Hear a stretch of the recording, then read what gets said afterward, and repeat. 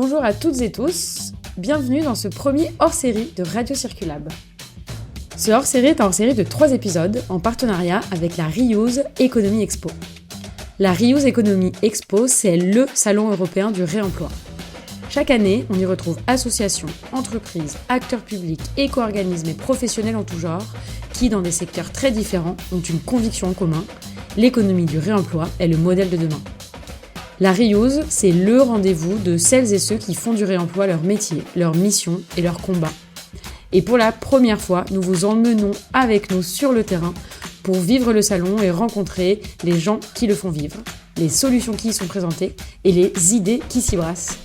Avec ce hors-série en 3 épisodes dédiés au sujet. Bonjour à toutes et tous, bienvenue dans ce hors-série de Radio Circulab en partenariat avec la Reuse Economy Expo.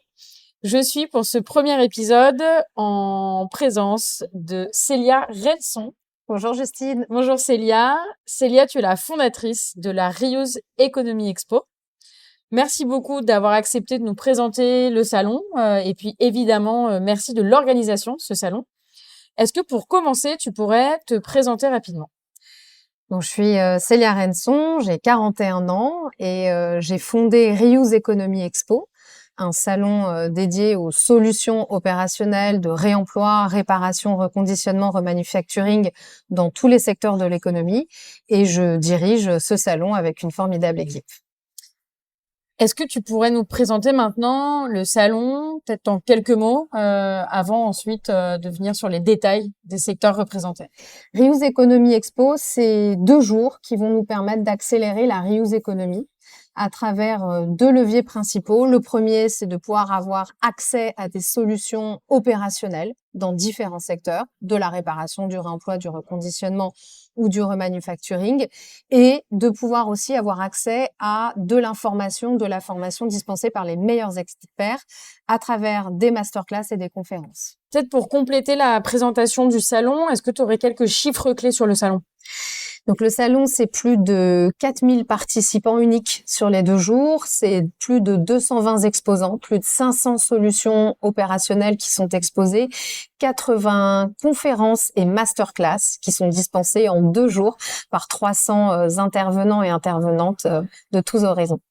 Quels sont les secteurs représentés aujourd'hui à la Reuse Economy Expo ?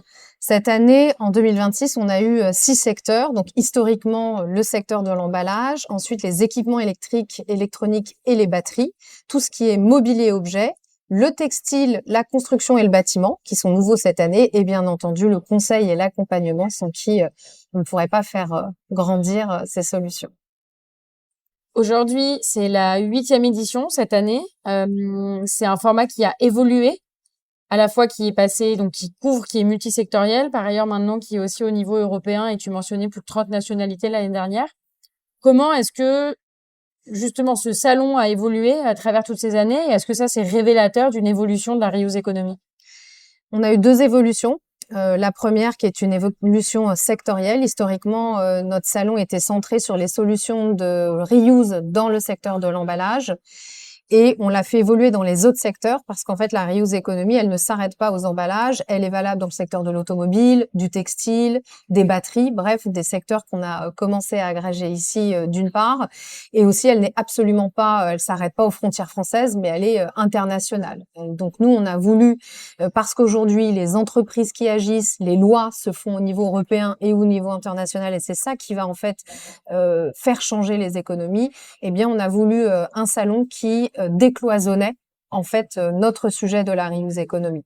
Et le fait d'être en capacité de le faire grandir sur ces 2 axes, donc à la fois sectoriel et à la fois international, est un enjeu majeur pour nous et un reflet qu'effectivement les lignes sont en train de bouger, mais il y a encore beaucoup de choses qui restent à faire. Et peut-être pour les personnes qui sont jamais venues à la Reuse Economy Expo et qui ne connaissent pas ce salon-là, est-ce que tu pourrais nous dire un petit peu ce qu'on y trouve ? Oui. On a un salon qui est organisé par secteur. Donc, on arrive, on a une zone secteur textile, bâtiment, construction, emballage, batterie, etc.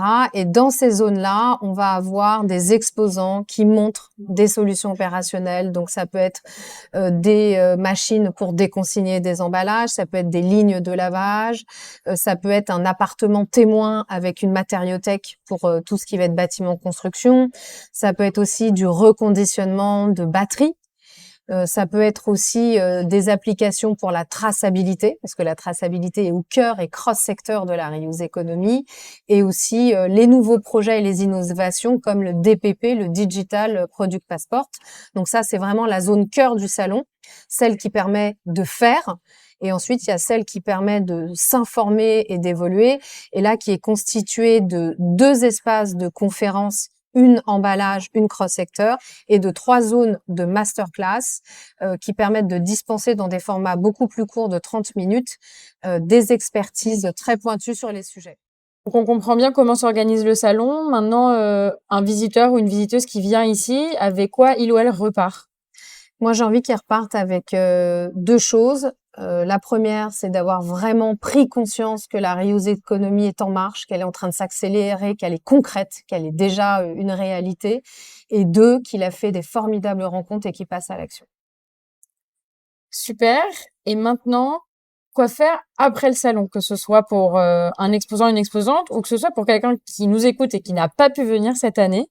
Est-ce que tu as des recommandations sur les étapes d'après?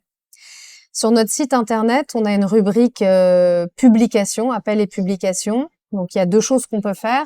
La première, c'est de venir soutenir toute cette démarche, nous aider à accélérer la reuse économie en signant l'appel de Paris qui décrit les 10 leviers, les 10 conditions nécessaires pour que la reuse économie puisse passer à l'échelle. Et ça va nous permettre aussi de rester connectés toute l'année, puisqu'en signant l'appel de Paris, en cochant la case de rester informé, on peut recevoir des informations sectorielles et internationales sur la reuse économie.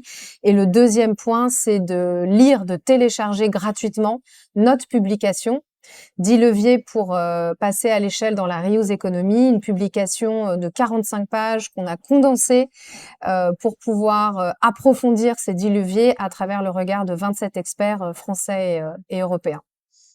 Excellent. Et votre site peut-être? Et le site internet du salon, bien entendu, reuseeconomyexpo.com.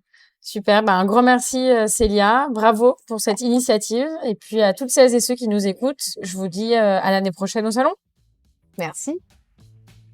Merci d'avoir écouté ce premier épisode du hors-série Reuse Economy Expo.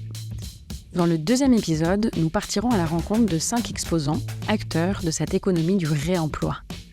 D'ici là, n'hésitez pas à écouter nos conversations dans Radio Circulab ou à écouter la lettre de Joséphine pour continuer à vous inspirer et à agir.